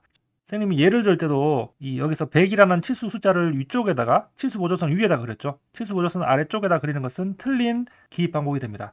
여기 길이 치수라든가 각도 치수에서 20의 숫자가 치수 보조선 위쪽으로 이렇게 올라갑니다. 그리고 이 가운데를 기준으로 왼쪽에서는 이 왼쪽 위쪽으로 이렇게 올라갑니다. 항상 이런 위쪽에 올라가야 된다는 것. 여기 보면은 여기는 지금 아래쪽에 이렇게 올라갔죠. 그렇기 때문에 틀린 것이 되겠습니다. 이런 것들도 체크해 보시고 8번도 마찬가지 호의 길이는 우리가 나온 대로 이 3번이 되겠습니다. 호의 길이는 여기가 되겠죠. 만약에 30이다 하면 이쪽에 호의 길이는 이 기호를 붙이게 됩니다. 9번에 치수선을 나타내는 방법에 해당하지 않는 것은인데 위치에 따라서 다양하게 나타낼 수 있지만 자 이렇게는 나타낼 수가 없습니다. 그래서 이런 식으로 나타낼 수가 있다. 10번부터 기호를 알면은 바로 풀립니다. 사용하는 기호가 아닌 것은 나왔는데 자, 이러한 기호는 본 적이 없죠. 이것은 두께, C는 못따기, 네모는 정사각형 한 변의 길이를 의미합니다. 11번 치수 보조 기호로 틀린 것은 정답은 2번입니다. 자, 이 C는 못따기의 치수인데 30도가 아니라 45도입니다. 12번에 C2 이런 식으로 표시가 되는데 크기가 2인 45도 못따기 3번이 됩니다. 9의 반지름 기호, 반지름은 R, 레이디어스, 약자의 R입니다. 이 9는 앞에 S가 붙습니다. 이 S는 스피어입니다. 이 스피어 레이디어스 약자 SR이 붙습니다. 지름은 파이를 나타내죠. 그래서 스피어 파이 이렇게 하면 이것은 9의 지름을 나타내는 겁니다. 이 파이는 영어로 이렇게 기호로도 표시하지만 D, 스몰 d 이런 식으로 표시합니다. 디아메터 이런 식으로 지름을 표시한다 라고 생각을 하면 되겠습니다. 14번은 틀린 것은 4번 정사각형은 이렇게 네모가 되겠죠. 정사각형 한 변의 길이는 네모가 됩니다. 나머지 것들 체크하면 되겠습니다. 15번 자 이런 기호는 없습니다. 16번부터는 치수 배치 방법이 나오는데 직렬이냐 병렬이냐 그림을 보세요. 자, 일단 직렬은 이런 식으로 치수 기입을 하고 병렬은 이렇게 누적해서 치수 기입을 합니다. 누진 치수까지 그림을 먼저 보면 되고 이 설명도 직렬에는 각각의 치수가 오차가 있고 누적되어도 좋은 경우에는 직렬 치수를 기입을 하고 병렬 치수는 개개의 치수가 다른 치수에 영향을 주지 않을 때 병렬 치수 그다음 누진 치수는 이런 식으로 누진해서 그린다라고 해서 누진 치수가 됩니다. 이 좌표 치수는 T점을 기준으로 X와 Y의 좌표 값을 이렇게 기입을 하는 것을 좌표 치수라고 합니다. 자, 여기 보면 이러한 그림은 우리가 누진 치수 이렇게 250 또 여기서까지 400 여기서까지 640 이렇게 누진돼서 치수 기입을 한다. 누진 치수 기입법입니다. 한글로 설명이 나오는데 공차가 차례대로 누적되어도 문제없는 경우 저희가 직렬 치수기입이라고 했죠. 18번에 공차가 누적되어도 좋은 경우 직렬 치수기입, 이런 식으로 키워드 중심으로 암기를 하면 되겠습니다. 우리가 배우지 않더라도 치수의 허용 한계, 자, 허용 한계입니다. 여기서 틀린 것은 이렇게 나오는데 4번에 직렬 치수 방법은 공차의 누적 기능이 관계에 있을 경우가 아니라 없을 경우죠. 그래서 이런 것들 키워드 중심으로 암기를 하면 좋겠습니다. 20번 문제는 도면을 보고 해석을 할 수 있으면 되겠습니다. 자, 여기 치수에 보면은 8-15 드릴 가공이 있는데, 드릴이라고 하는 것은 구멍을 뚫는 것인데, 이 드릴 가공 앞에 15가 있는 것은 이 드릴의 구멍이 지름의 치수가 15mm라는 거고, 이 구멍이 8개가 있다라는 의미가 됩니다. 그래서 정답은 3번 지름이 15mm고 구멍이 8개 있다라는 것입니다. 21번에 보면은 X 부분의 치수 나오는데, 이 X가 여기에서부터 여기까지의 치수가 X입니다. 전체 치수가 여기 보면 똑같이 23mm의 지름이 43개가 있다는 것입니다. 그러면 이 구멍의 중심과 중심까지의 거리가 100mm가 됩니다. 43개가 있다고 4300으로 찍으면 안 되고요. 정답은 4200입니다. 왜냐하면은 구멍은 43개지만 이 구멍 간의 위치는 총 42개만큼의 구멍 간의 위치가 있기 때문에 43에서 1을 뺀 42를 곱해주어서 4200이 나와야 됩니다. 마찬가지로 22번도 자, A의 길이 나오는데 A는 높이입니다. 평면도의 높이는 우측면도의 가로 길이와 똑같습니다. 자, 이 선을 이런 식으로 그었을 때 이 대각선을 그으면 이 선을 위로 올렸을 때 이 선이 이렇게 만나고요. 이 선을 이렇게 했을 때 만나는 선은 이렇게 만나게 됩니다. 우측면도와 평면도를 보았을 때 우측면도의 이 폭은 평면도의 이 높이와 같다. 그래서 이 80과 이 80A가 같다. 그래서 정답은 2번이 되겠습니다. 23번의 A의 치수 마찬가지로 전체 치수가 나왔기 때문에 920에서 200과 420을 빼면은 이 치수가 300이 나오겠습니다. 치수 공차 살펴보도록 하겠습니다. 치수 공차에서는 설명이 엄청나게 많이 나와 있습니다. 그래서 일단은 치수 공차라는 것은 이러한 개념만 익히면은 문제를 풀기가 쉬울 것 같습니다. 공차라는 것은 쉽게 얘기해서 여유값입니다. 예를 들어서 이런 원이 있습니다. 이런 원의 형상을 가공을 해서 만들 건데 여기에서 이 지름이 파이 10mm라고 가정하겠습니다. 그러면 정확하게 가공을 해서 치수를 재보면은 10.000이 나오지 않습니다. 좀 더 크게 가공하거나 좀 더 작게 가공을 할 수 있습니다. 그래서 우리는 여유값을 파이 10에서 플러스 0.1, 마이너스 0.1 이런 식으로 여유를 주게끔 제작자에게 지시를 해주는 것을 공차라고 하겠습니다. 그러면 여러분들 뭐 배우지 않더라도 대략 감이 오죠. 파이 10이라는 것은 기준 치수가 되고요. 플러스 0.1은 위치수 허용차라고 합니다. 반대로 마이너스 0.1은 아래 치수 허용차가 되겠죠. 그럼 결론적으로 이것을 왼쪽에 적어볼게요. 기준 치수와 위치수가 만나게 되면 이것은 파이 10.1mm가 되죠. 이것은 최대 허용 치수입니다. 이 말은 무슨 말이냐? 가공을 했을 때 10.1mm까지 나오는 것을 최대로 허용한다. 반대로 파이 10과 마이너스 0.1이 만났습니다. 기준 치수와 아래 치수 허용차가 만나면 이것은 파이 9.9mm가 되죠. 이것은 최소 허용 치수가 됩니다. 그래서 우리가 기준 치수라든가 위치수 허용차, 아래 치수 허용차, 최대 허용 치수, 최소 허용 치수 이러한 명칭을 파악을 하면 됩니다. 제일 중요한 거는 치수 공차라는 단어가 제일 중요한데요. 치수 공차는 쉽게 얘기해서 위치수 허용차에서 아래 치수 허용차를 빼면 됩니다. 또는 최대 허용 치수에서 최소 허용 치수를 빼도 값은 동일합니다. 여기서 위치수 허용차가 플러스 0.1이었죠. 플러스 0.1에서 빼기 아래 치수 허용차는 마이너스 0.1을 그대로 적어주면 됩니다. 우리가 수학에서 빼기는 플러스로 바뀌게 되죠. 그러면 이게 플러스 0.1 빼기니까 플러스 0.1 이렇게 하면 0.2mm가 됩니다. 이 0.2mm가 치수 공차의 값이다. 이렇게 생각을 하면 되겠습니다. 그래서 치수 공차까지 이 6가지의 명칭들을 여러분들이 알면은 문제는 많이 풀립니다. 자, 이런 명칭들을 알고 문제를 풀어보도록 할게요. 자, 용어의 설명으로 옳지 않은 것 정답은 3번입니다. 나머지 것들 한번 읽어보면 됩니다. 치수 허용차는 실제 치수와 대응하는 기준 치수와의 대수차. 자, 이것이 틀린 말이 되겠습니다. 자, 여기 보면은 허용 한계 치수와 기준 치수와의 차 이렇게 나오는데 여기에 위치수 허용차와 아래 치수 허용차를 아우르는 말이 되기 때문에 여기서 나오는 치수 허용차는 틀린 말이 되겠습니다. 2번에 공차 표시 방법으로 틀린 것은 정답은 1번인데 이것이 왜 틀렸냐 하면은 이 50이 기준 치수고 이쪽에 나오는 것이 위치 소형차, 아래쪽에 나오는 것이 아래쪽에 나오는 것이 아래치 소형차라고 했죠. 그런데 위치 소형차가 아래치 소형차보다 반드시 커야 됩니다. 지금 다 위치 소형차가 크게 나오죠. 또는 이것을 뭐 플러스 마이너스로 해서 이런 식으로 표현도 할 수 있습니다. 하지만 1번처럼 마이너스가 0보다 더 작기 때문에 이 위치 소형차가 아래치 소형차보다 작은 이 1번이 정답이 됩니다. 3번에 최대 허용 치수와 최소 허용 치수의 차.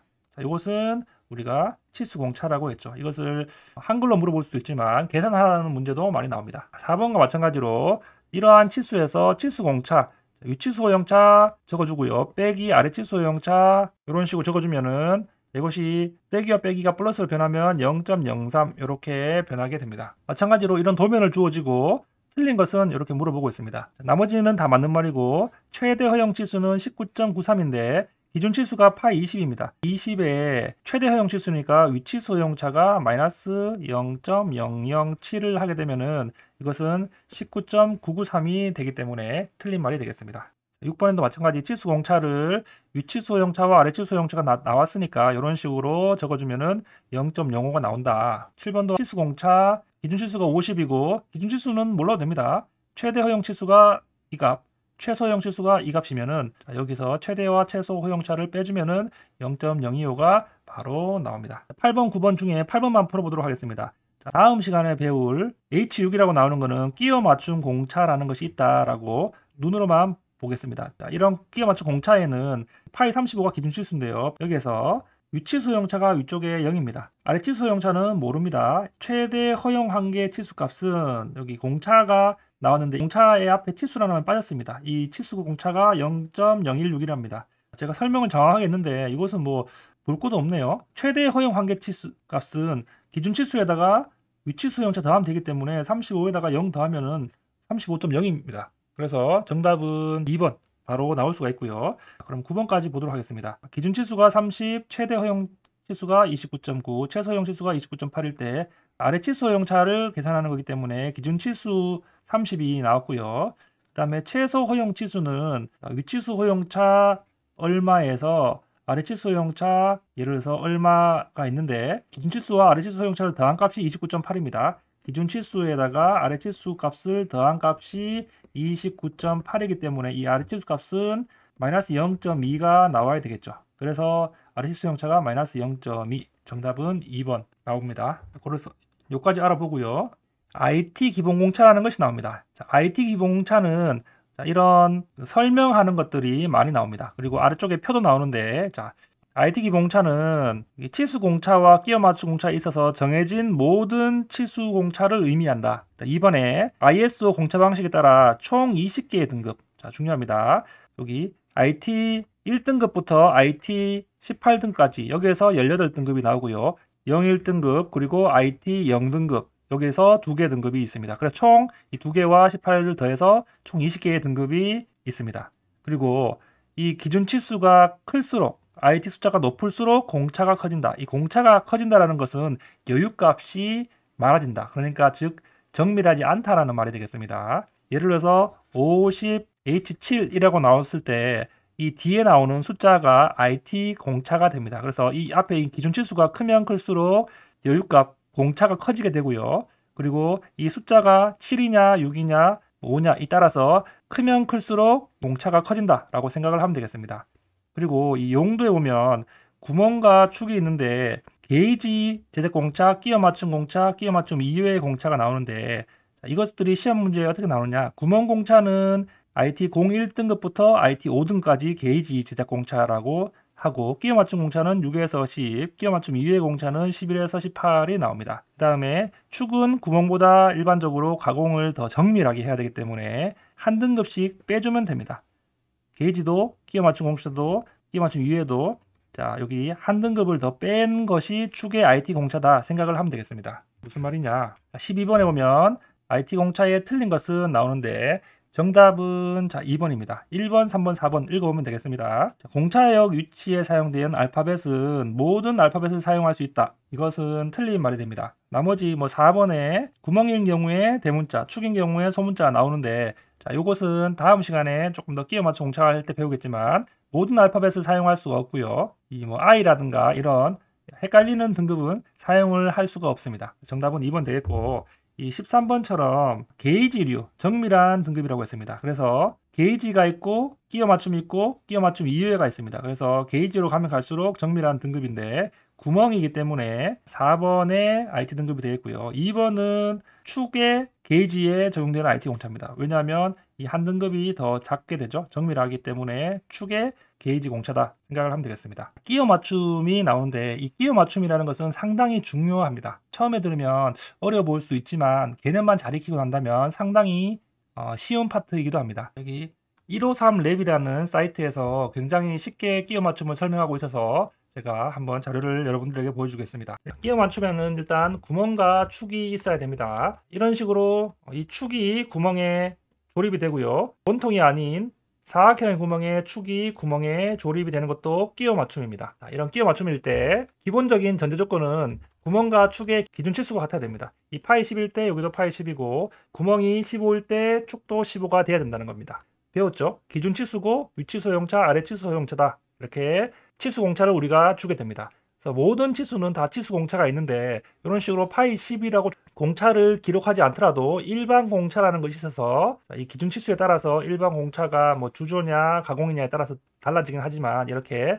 일반 공차가 적용이 됩니다. 그러니까 얘기한 대로 여기에 이 치수가 달라지면은 끼워 맞춤이 아니게 됩니다. 끼워 맞춤의 종류에는 세 가지가 나옵니다. 헐거움 끼워 맞춤, 억지 끼워 맞춤, 중간 끼워 맞춤이 있는데 헐거움 끼워 맞춤은 무엇이냐 하면은 말 그대로 아까 전에 구멍과 축이 있었습니다. 이럴 때 구멍의 치수가 더 큰 겁니다. 여기서 보면 구멍의 치수가 더 크기 때문에 이쪽 부분에 틈이 발생합니다. 이 틈이라는 것이 클리어린스라고 해서 여기 구멍보다 축이 작아 요 말이 아니라 구멍이 더 크다는 말이 되겠죠. 구멍이 축보다 커서 틈새가 있는 것입니다. 보통 운동용 또는 고정용에 많이 사용하는데 이 축이 안에서 회전을 하기 때문에 원활한 운동을 할 수가 있습니다. 억지 끼워 맞춤은 반대로 구멍과 축의 크기가 억지 끼워 맞춤은 축이 더 큽니다.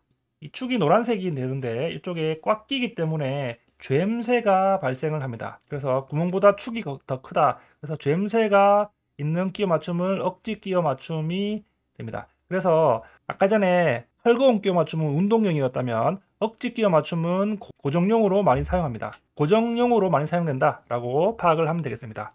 끼워 맞춤에는 이런 식으로 기준 치수 뒤에 알파벳과 IT 공차를 사용을 하는데 자, 이것은 약속입니다. 구멍은 알파벳 대문자를 사용하고 축은 알파벳 소문자를 사용합니다. 그래서 이 치수 뒤에 대문자를 썼다 그러면 이것은 구멍이다 라는 의미가 되겠고 이 치수 뒤에 소문자를 썼다 이것은 축이다 라고 하는 것의 약속입니다. 그래서 이것은 외워두면 되겠고 뒤쪽에는 숫자를 사용합니다. 그래서 이 뒤에 숫자가 IT 공차가 나오는 겁니다. 이쪽에 보면 알파벳 문자 뒤에 숫자는 IT 공차 등급을 의미한다. 공차 등급이 낮을수록 공차의 정밀도가 높아진다. 아까 전에 저희가 살펴보았죠. 그래서 자 정리를 하자면 아까 전에는 기준 치수만 나왔다고 하면 지금은 끼워 맞춤 공차가 함께 표현이 됩니다. 예를 들어서 파이 10H7이라고 하는 것은 기준 치수가 10mm고 대문자 H니까 구멍의 치수고 IT 등급이 7등급이다. 이렇게 표현을 하는데 파이 10의 위치수 허용차가 플러스 0.02 아래치수 허용차가 0이라는 것과 똑같은 치수입니다.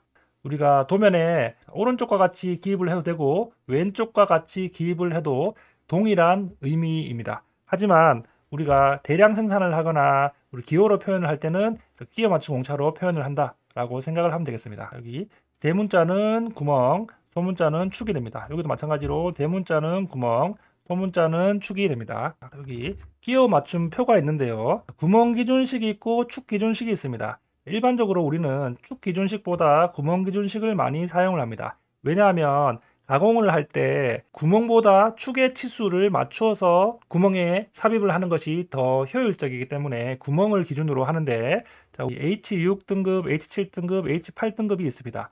예를 들어서 구멍의 파이 10의 H7등급이 있는데 여기에서 파이 10에 G6등급을 조립을 한다. 이렇게 했을 때는 G6등급을 찾으면 뭐가 됩니까? 이쪽에 위쪽에 보면 헐거운 끼워 맞춤이 되죠. 그래서 이렇게 되는 관계는 헐거운 끼워 맞춤이다. 우리가 표를 보고 알아낼 수가 있습니다.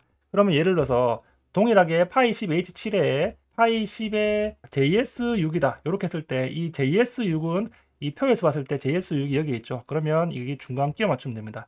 자, 우리가 표를 보고 알 수가 있습니다. 마지막으로 이 파이 10에 P6이 나왔다. 그러면 P6이 억지 끼워 맞춤이 되겠죠. 그것은 억지 끼워 맞춤이 된다. 그래서 이런 기준 치수인 구멍에 어떤 공차역이 들어가느냐에 따라서 헐거운 끼워 맞춤이냐, 중간 끼워 맞춤이냐, 억지 끼워 맞춤이냐를 여러분들이 파악을 할 수가 있어야 됩니다. 다시 교재로 들어와서 여기 틈새와 젬새가 나옵니다. 자, 여기서 우리 계산하는 문제가 시험 문제에 많이 나오는데 틈새와 젬새가 나옵니다. 자, 우리가 여기 틈새와 젬새가 나오는데 이것은 우리가 암기를 해야 됩니다. 틈새는 구멍이 축보다 크다고 했습니다. 그렇기 때문에 구멍에서 축을 빼줍니다. 여기에서도 최소 틈새가 있고요. 최대 틈새가 있습니다. 이럴 때 우리가 계산을 어떻게 하느냐. 일단 구멍에서 축을 빼줍니다. 앞에 최소가 붙었기 때문에 여기 앞에 최소 구멍을 적어주고요. 뒤쪽에 축 앞에다가 최대 축을 적어줍니다. 마찬가지로 최대 틈새도 이 최대가 앞에 나왔기 때문에 최대 구멍을 적어주고요. 최대 구멍에서 최소 축을 빼준다라고 생각을 하면 되겠습니다. 이거 이해해야 됩니다. 다시 한번. 자, 그러면 젬새 나옵니다. 동일하게 보면 젬새는 구멍과 축의 크기가 있을 때 구멍보다 축이 더 크다고 했습니다. 마찬가지로 젬새에도 최소 젬새가 있고요. 최대 젬새가 있습니다. 자, 이것을 계산을 어떻게 하느냐. 더 큰 데서 작은 데를 빼줘야 되기 때문에 자, 축에서 구멍을 빼준다 라고 생각을 해주세요. 그래서 구멍을 빼준다 라고 하는데 최소가 앞에 났죠. 그렇기 때문에 축 앞에다가 최소를 적어주고요. 그 다음에 구멍에다가 최대를 적어줍니다. 마찬가지로 최대 젬새도 축 앞에 최대를 적어주고 구멍 앞에 나머지 최소를 적어줍니다. 최대, 최소, 구멍, 축 이 네 가지 단어들을 어떻게 적어주느냐 잘 암기를 하시기 바랍니다. 다시 한번 정리하면 틈새는 구멍에서 축을 빼준다. 그래서 최소 틈새는 최소를 앞에 최대를 뒤에 최대 틈새는 최대를 앞쪽에 최소를 뒤쪽에 적어준다. 젬새도 마찬가지입니다. 이런 공식을 잘 활용을 해서 문제를 풀어보도록 하겠습니다. 문제를 풀어보겠습니다. 1번에 구멍과 축의 치수의 차. 구멍의 치수가 축의 치수보다 작을 때 그러니까 구멍과 축의 치수가 축이 더 크다는 얘기겠죠. 구멍의 치수가 축보다 작을 때 그러니까 축이 더 큰 것은 이것은 젬새가 일어난다. 2번이 되겠습니다. 2번 같은 문제 여기서 최대 젬새가 나옵니다. 젬새라고 하는 것은 축이 더 큰 거라고 했죠. 틈새는 구멍이 더 큰 거고 젬새는 축이 더 큰 겁니다. 축이 더 크기 때문에 축에서 구멍을 빼줍니다. 그런데 최대가 앞에 나왔기 때문에 최대를 앞에 적어주고요. 뒤쪽에 최소를 적어줍니다. 이것을 찾으면 됩니다. 찾으면은 4번이 되겠죠. 최대 축이 축의 최대 허용치수에서 구멍의 최소 허용치수를 뺀 것이다. 이렇게 나옵니다. 3번 계산하는 문제인데 어려워 보이는데 자 공식을 그대로 대입을 합니다. 여기 보면 최대 틈새 나오죠. 자, 최대 틈새는 자, 위쪽은 젬새였는데 아래쪽은 틈새입니다.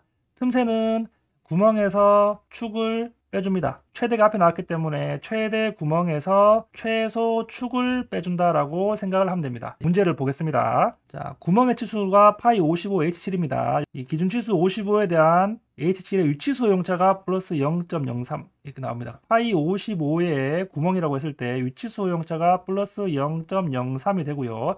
아래치수 용차가 0이라고 나왔습니다. 자, 이것이 구멍이 되겠네요. 그 다음에 축의 치수도 이렇게 나왔죠. 이 파이 55에 여기 G6이 소문자인데 그러니까 축이 되겠죠. 위치 소용차가 플러스 0.010이 되겠고요. 아래치 소용차는 마이너스 0.029가 됩니다. 이것이 축입니다. 자, 그래서 이 공식에다가 대입을 하면 됩니다. 최대 틈새는 최대 구멍이 되겠죠. 구멍의 최대가 뭡니까? 55.03 0.3이 되겠고요. 여기서 빼는데 어떤 값을 뺍니까? 최소 축입니다.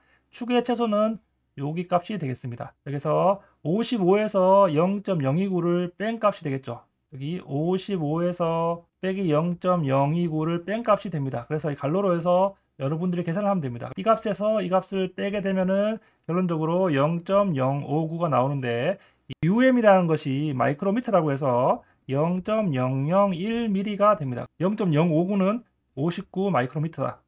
이런 단위를 여러분들이 체크를 하면 정답은 2번이 됩니다. 아래쪽에도 동일한 문제가 계속 나오는데 4번, 5번 문제를 풀어보겠습니다. 최대 틈새고 5번은 최대 젬새입니다. 틈새는 구멍에서 축을 뺀다라고 했습니다. 그런데 최대이기 때문에 구멍의 최대에서 축의 최소를 뺀다. 구멍의 최대는 35에 플러스 0.03이고요. 축의 최소는 35에 마이너스 0.04입니다. 자, 이것이 구멍의 최대고요. 요 값이 축의 최소입니다. 그래서 최대 틈새의 값은 0.07이다. 007이네요. 이해가 됩니까? 한 개 더. 최대 젬새 계산해 보겠습니다. 최대 젬새는 최대 축에서 최소 구멍을 뺀 값입니다. 이해됩니까? 젬새는 축에서 구멍을 빼는 건데 최대 젬새이기 때문에 최대가 앞에 나왔고 최소가 뒤에 나왔습니다. 축의 치수의 최대값은 얼마입니까? 이 값이 되겠죠. 30에다가 플러스 0.020을 된 것이고요. 구멍의 최소값은 여기 치수가 되겠죠. 30에다가 0을 더한 값입니다. 그래서 0.020이 나옵니다. 정답은 3번이다. 6번도 풀어보겠습니다. 여기 보면 구멍과 축의 치수를 친절하게 주었습니다. 이때 최대 젬새는 아래쪽에 적으세요. 축에서 구멍을 빼는데 최대 젬새이기 때문에 최대를 앞에 적고요. 최소를 뒤에다가 적어줍니다. 자, 축의 최대값, 이 축의 최대값은 요 값이 되겠고요. 구멍의 최소값 요 값이 됩니다. 앞에 축의 최대값에서 구멍의 최소값을 빼면은 0.035가 나온다. 자, 이런 식으로 문제를 풉니다. 11번에 보면 구멍과 축 사이에서 원활한 회전운동. 일단 회전운동이 일어나려고 하면은 아까 전에 구멍이 축보다 큰 헐거운 끼워 맞춤이 나와야 된다고 했습니다. 그러려고 하면 이 앞쪽에 보면은 H7이라고 다 구멍 기준식입니다. 아래쪽에 표가 간단하게 나오는데요. 자, 이것을 우리가 암기를 해야 됩니다. 기준이 있으면 헐거운 끼워 맞춤은 F나 G나 H일 때 헐거운 끼워 맞춤입니다. 여기 F가 나오니까 1번이 되는 겁니다. 2번은 P가 나왔으니까 이것은 억지 끼워 맞춤이 되겠고요. N이 나왔다. 이것도 억지가 됩니다. T6 이것도 억지가 되겠네요. 그래서 이 뒤에 알파벳이 F가 되니까 헐거운 끼워 맞춤이다. 암기를 해야 됩니다. 자, 동일합니다. 자, H7에서 요것은 구멍의 치수고요. 슬러시하고 G6 요것이 축의 치수입니다. 그래서 똑같죠. H7에서 G6에 조립이 된다. 이것은 구멍 기준식. 앞에 나오는 것이 구멍이기 때문에 구멍 기준식입니다. 자, 축 기준식 아니고요.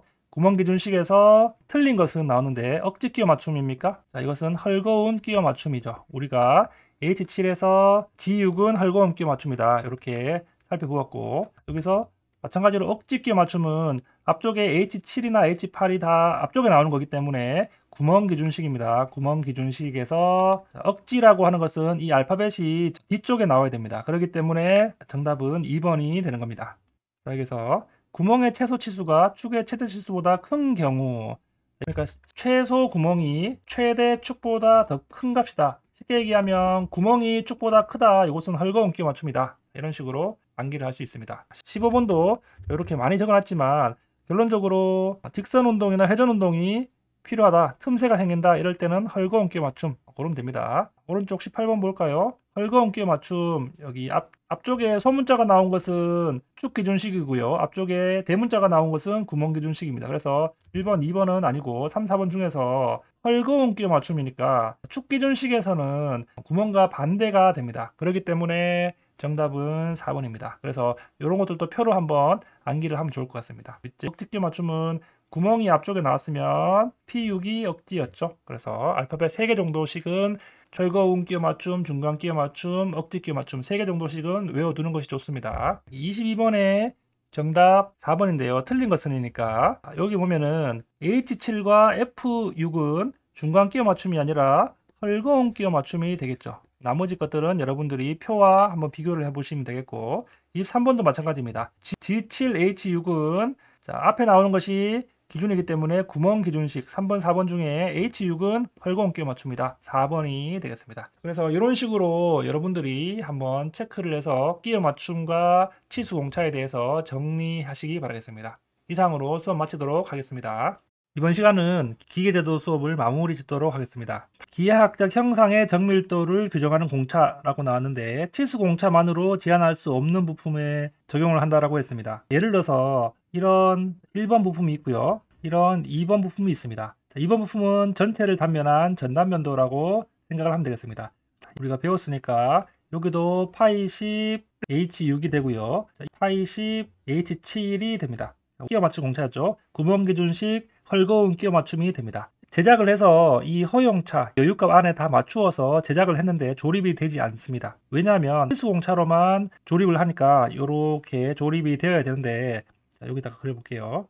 극단적으로 이런 경우는 잘 없지만은 이런 식으로 가공이 됩니다. 이게 무슨 말이냐면 치수를 재보니까 파이 10이 나오는데 파이 10 H6 안쪽에 허용차가 다 나오는데 여기가 각도가 직각이 아니라 이렇게 나오는 것이 아니라 삐딱하게 이렇게 굽어버리는 겁니다. 구멍도 마찬가지로 가공을 했는데 이 치수가 극단적으로 이렇게 나와버리는 겁니다. 이런 식으로 구멍이 나와야 조립이 되는데 이런 식으로 약간 기울어져서 가공이 된 겁니다. 치수를 재보면은 여기는 파이 10 H7이 정확하게 나옵니다. 그런데 이렇게 기울어져 버리죠. 이렇게 치수 공차만으로는 형상의 완벽한 끼워 맞춤이라든가 정밀도를 규제할 수 없을 때 어떻게 하느냐, 그래서 나온 것이 기하 공차인데요. 자, 예를 들어서 파이 10 H6이다 나왔을 때 여기에 이 치수가 이렇게 있다라고 쳤을 때 우리가 데이텀 기준을 이렇게 잡아줍니다. A라고 하는 면, 이쪽 면이 기준입니다. 직각이 나와야 됩니다. 직각이 나오면은 조립이 되겠죠. 그래서 이런 부분에다가 우리가 직각도를 데이텀 기준 A로 해서 공차 값을 0.1mm 이렇게 주면은 중심 축을 기준으로 치수가 파이 0.1mm 안쪽으로 규제가 되어야 된다. 극단적으로 뭐 이렇게 기울어지는 이런 형상이 나오지 않겠죠. 여기 보면은 조립이 되려고 하는데 우리가 축이라든가 구멍이 극단적으로 정상적으로 조립이 돼야 되는데 구멍에 간섭이 생기거나 구멍과 축에 틈이 발생하거나 이런 식으로 틈이 발생하지 않게 하기 위해서 기하 공차를 준다라고 생각을 하면 되겠습니다. 일단 기본적으로 다음 페이지까지 나오는 이 공차 값을 다 외워야 됩니다. 자, 이것도 약속이기 때문에 여러분들이 외워야 됩니다. 진직도, 평면도, 지선도, 원통도, 선의 윤곽도, 면의 윤곽도. 여기도 마찬가지 평행도, 직각도, 경사도. 이것은 자세 공차다라고 암기를 해야 됩니다. 위치도, 동축도 또는 동심도, 대칭도 요 세 개도 위치 공차다. 그다음에 화살표가 하나는 두 글자, 원주 흔들림. 화살표가 두 개는 한 글자, 온 흔들림. 이렇게 흔들림 공차다. 일단 이것을 먼저 외우고 문제를 풀어야 됩니다. 아래쪽에 기하 공차법에는 이 칸이 두 개가 나와서 오른쪽은 공차값, 왼쪽은 공차 종류의 기호 나오는데 제일 오른쪽에 이렇게 A라고 해서 데이텀 기준이 없는 공차는 위쪽에 이 모양 공차는 데이텀 기준이 없습니다. 이 모양 공차다라고 암기를 하면 되겠습니다. 나머지 자세, 위치, 흔들림 공차는 데이텀을 지시하는 문자 기호, 문자까지 넣어야 되는 것이 일반적인 공차의 기입 방법입니다. 그래서 공차의 해석이 나오는데 여기 제일 오른쪽에 나오는 문자는 데이텀 기준이고요. 가운데 이런 형식과 이런 형식이 있는데 한 가지만 나오면 기준 길이에 대해서 공차의 허용차를 나타내고요. 위와 아래 이렇게 분리된 것은 위쪽은 전체 길이, 아래쪽은 지정 길이에 대해서의 허용차입니다. 이런 기초 지식을 가지고 문제를 풀어보도록 하겠습니다. 1번, 기하 공차에서 단독 형체가 아닌 것은? 정답은 3번입니다. 단독 형체라는 것은 여기에 나오는 공차 값을 넣지 않는 모양 공차를 의미합니다. 경사도는 자세 공차였죠. 기하 공차의 종류 중 적용하고자 하는 형체가 관련 형체에 속하지 않는 것은? 자, 여기 말이 조금 어려운데요. 일단 이 모양 공차와 다른 공차는 비교가 됩니다. 그래서 정답은 2번이고요. 자세, 위치, 흔들림 공차는 데이텀 문자를 넣어야 되고 모양 공차는 데이텀 문자를 넣지 않아도 된다라고 생각하면 됩니다. 3번에 기호 설명이 잘못된 것은 나머지는 맞는 말이고 2번에 이것은 뭡니까? 이것을 암기를 해야만 풀 수가 있는 문제가 되겠습니다. 자, 이것은 대칭도가 아니라 평행도가 되겠죠. 5번 모양 공차에 속하지 않는 것은? 모양 공차가 뭔지 알아야 되겠죠. 모양 공차는 데이텀 기준이 없는 공차, 여기서 보면은 평행도 공차, 이것은 자세 공차입니다. 8번에 동일하게 모양 공차에 속하지 않는 것은? 이 중에서 3번은 경사도 공차가 되겠죠. 이런 식으로 문제가 나옵니다. 위치 공차가 아닌 것은? 2번 되겠죠. 이번은 원통도 공차입니다. 원통도 공차는 모양 공차가 됩니다. 그래서 일단 기호를 암기를 해야 되는 겁니다. 여기 8번의 B 부분은 조금 더 어려운 문제인데 이 데이터 기준으로 여기가 이렇게 이쪽과 이쪽이 서로 대칭이죠. 대칭이기 때문에 대칭도 공차를 넣어준다라고 생각을 하면 되겠습니다. 12번도 이런 기호가 바로 흔들림인데 하늘표가 두 개이기 때문에 온흔들림이다. 여기서 10번의 진원도는 1번이고 자세 공차에 속하지 않는 것 세 가지가 있었죠. 평행도, 직각도, 경사도. 그렇기 때문에 정답은 3번이다. 13번에 보면은 저기 데이터 기준이 A가 있고요. 이쪽 부분에 들어갈 공차 값을 넣으라고 하는데 이 파이 50의 데이터 기준을 넣으면 이 축의 중심을 의미하고 이쪽 가 부분의 중심을 의미하겠죠. 이쪽의 기준은 나 부분의 중심을 의미합니다. 그래서 이 가 부분의 축과 나 부분의 축이 일정한 부분 안에 파이 0.01mm A를 기준으로 0.01mm 안쪽으로 축의 중심이 들어가야 되기 때문에 이것은 1번의 동축도가 됩니다. 가 부분 마찬가지로 데이터 기준이 이쪽이고요. A를 기준으로 0.008mm 안쪽에 있어야 되기 때문에 이쪽은 직각이 되죠. 그렇기 때문에 직각도 답이 됩니다. 15번에 마찬가지로 이 바닥을 기준으로 위쪽 면이기 때문에 평행하다, 평행도가 되겠고 16번에 기입할 수 없는 것은 나왔는데 여기 보면 뒤쪽에 데이터 기준이 없죠. 그렇기 때문에 3번은 기준이 있어야 됩니다. 이런 식으로 문제를 풀 수가 있겠고 18번 같은 경우에는 A가 무엇인지 B가 무엇인지 이렇게 체크를 하면 되겠습니다. 21번 저희가 살펴본 대로 위쪽은 전체 길이고 아래쪽은 지정 길이입니다. 그래서 1번의 전체 길이에 대해서는 0.1mm, 지정 길이에 대해서는 100mm당 0.05의 허용치, 이 평행도의 허용치를 갖는 것입니다. 마찬가지로 A는 데이터 기준, 19번에 2번 되겠죠. 공차 값이 되겠고요. 제일 앞에 나오는 이 평행도는 공차의 종류 기호가 되겠죠. 20번도 지정 길이 100mm에 대해서 0.01mm다. 이것은 이러한 표시가 되겠습니다. 25번 마지막으로 보겠습니다. 여기 공차 값 뒤에 m이라고 붙는 것은 실효 치수라고 나오는데 여기 추계 치수가 파이 20 플러스 마이너스 0.1mm입니다. 그래서 최대 실체 공차 방식에서 실효 치수가 나오는데 최대 치수는 20.1이 되고 최소 치수는 19.9mm가 되겠죠. 여기서 최대 실체 공차 방식에서 실효 치수이기 때문에 최대 치수에서 공차 값이 0.2를 더한 20.3mm가 된다. 체크를 하면 되겠습니다. 마지막 표면 거칠기 보겠습니다. 표면 거칠기는 표면의 거친 정도입니다. 요철이라는 말이 한자로 하면 요철이라고 하는데요. 이렇게 평면이 평행해야 되는데 실제로 가공을 해서 현미경으로 보면 이런 면이 거칠게 나옵니다. 그래서 이런 면의 표면의 거친 정도를 기호로서 우리가 표현을 해야 됩니다. 아래쪽에 보면은 표면 거칠기의 종류를 나타내는 세 가지가 나오는데 RA와 Rmax, RZ가 있다. 중심선 윗부분을 기준 길이로 나눈 값을 마이크로미터로 나타낸 것, 이렇게 체크를 하면 됩니다. Rmax는 최대 높이이기 때문에 가장 높은 곳과 가장 깊은 골과의 높이 차를 측정하여서 나눈 것. 그 다음에 RZ는 10점이기 때문에 총 10개, 깊은 쪽 5개, 골 및 평균 값의 차를 나타낸다.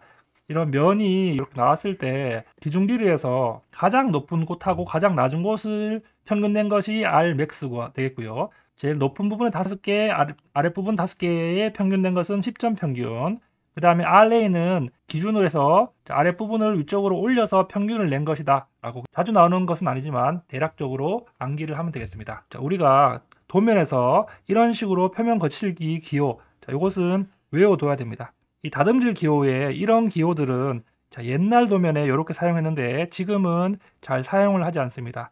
요즘에는 다 왼쪽과 같은 이런 기호를 사용을 하는데 이 위쪽에 이런 표시는 주조 표시입니다. 주조라고 하는 것은 붕어빵 틀에서 똑같은 것을 찍어내는 부분을 주조 형식이라고 하고 거기에서 나온 부품을 주물품이라고 하는데 이런 것들은 제거 가공을 하지 않아도 되는 면에 사용을 한다고 합니다.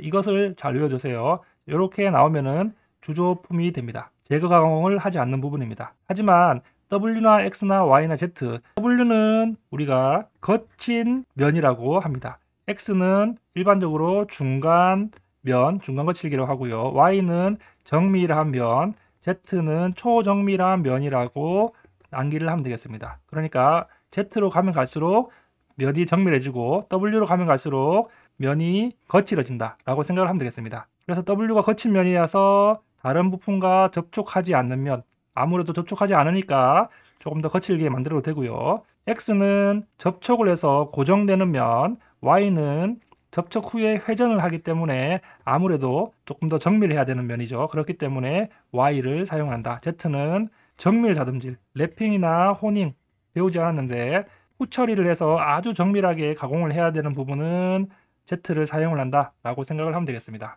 자, 여기까지 해서 문제를 살펴보도록 하겠습니다. 산술 평균 거칠기가 우리가 RA라고 했습니다. 중심선 평균 거칠기 2번에 1번이고요. 산술 평균이랑 나오면 4번 찍으면 되겠습니다. 여기 표면 거칠기 기호가 옳지 않은 것. 자, 우리가 2번하고 3번은 배웠죠. 3번은 여기 W부터 X, Y, Z가 여기 위쪽에 들어가는 것이고요. 자, 2번은 제거 가공을 하지 않는 것이고요. 3번은 제거 가공을 하는 것입니다. 1번은 외워두세요. 묻지 않는 것입니다. 그래서 이런 식으로 표면 거칠기를 기호로 쓸 수가 있고 4번은 이렇게 사용을 할 수가 없습니다. 문제가 아래쪽에도 동일한데요. 제거 가공을 필요로 하는 경우 이렇게 막아주는 것을 제거 가공을 필요한다. 아래쪽에도 보면 면의 지시기호가 틀린 것은 이런 것은 사용을 할 수가 없다고 했고요. 금형에 생산되는 플라스틱 눈금자와 같은 제품 등의 제거 가공 여부를 묻지 않을 때 자, 여기 이런 기호 2번이 정답이라고 했습니다. 10번의 중심선 평균 거칠기 값 중에서 표면이 가장 매끄러운 상태인데 우리가 중심선 평균 거칠기는 RA라고 했고요. 이 Z에 기호가 아니라 숫자가 들어갈 때는 이 숫자 중에서 가장 낮은 값 0.2 이렇게 골라내야 됩니다. 가장 고운 다듬질면 0.2 또는 여기에서 Z 값이 들어가야 되겠죠. 자, 다음 표면 거칠기에서 또 시험에 많이 나오는 것이 이런 거칠기 기호에서 여기 A, B, C, D, E 이렇게 해서 외워야 됩니다. 앞글자만 따서 이 RA 값이 중심선 평균 거칠기 값이기 때문에 저는 이렇게 외웠습니다. A의 위치에 들어가는 것이 무엇이냐, B의 위치에 들어가는 것이 무엇이냐 이렇게 시험에 나오고요. B는 가공 방법인데 문제를 보도록 하겠습니다. 가공 방법에서 약호가 어떤 기호가 들어가는지 문제에서 보도록 하겠습니다. 그리고 시험에 많이 나오는 것이 줄무늬 방향 기호가 이 D 부분에 들어갈 부분이 기호가 이렇게 생기면은 투상면에 평행한 것입니다. 는이라고 나오면 평행하게 줄무늬 방향이 나오고요. 투상면에 비스듬하게 두 방향으로 교차하는 면 이렇게 그림 또는 기호를 암기를 해야 됩니다. 시험에 자주 나오는 부분은 M은 줄무늬가 여러 방향 또는 무방향입니다. 자주 나오는 게 C랑 R이 나오는데 C는 중심에 대하여 거의 동심원 모양 동글동글하게 나오고 기호는 C가 나옵니다.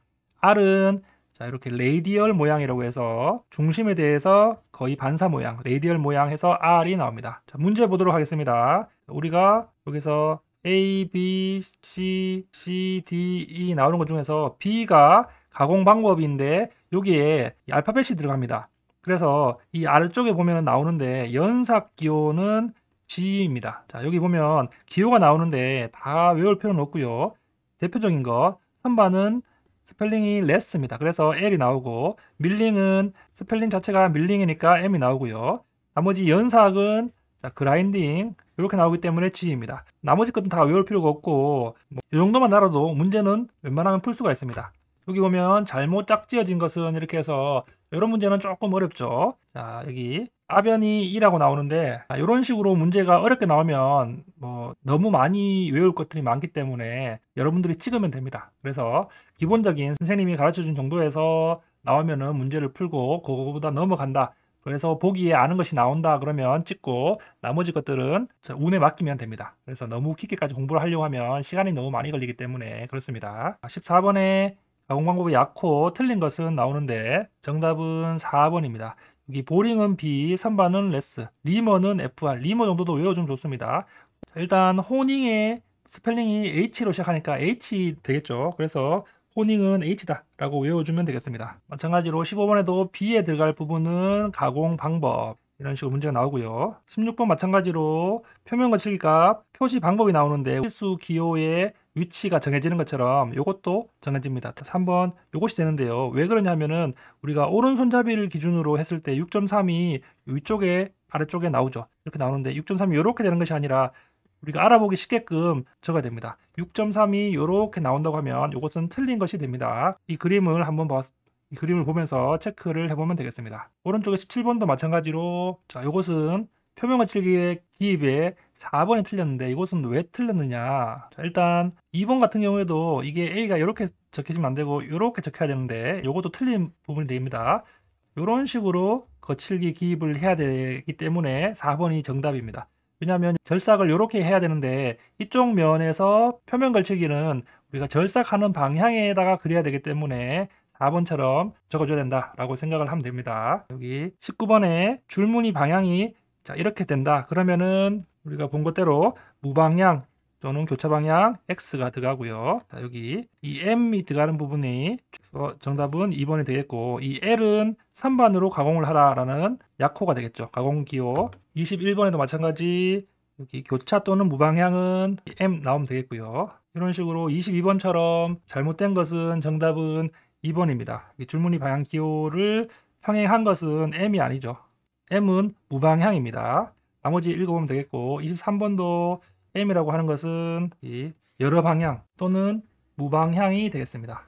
여기 C가 되겠고요. 27번에 C는 동심원 이렇게 나오겠죠. 여기도 마찬가지로 동심원이니까 C가 나오고 29번처럼 이런 것은 레이디얼, 이 방사 모양도 레이디얼 이런 식으로 문제가 나옵니다. 그렇게 어려운 건 아닌데 여러분들이 일단 기본적으로 기호를 암기를 하고 들어가야 되기 때문에 공부를 하면서 정리를 하기 바라겠습니다.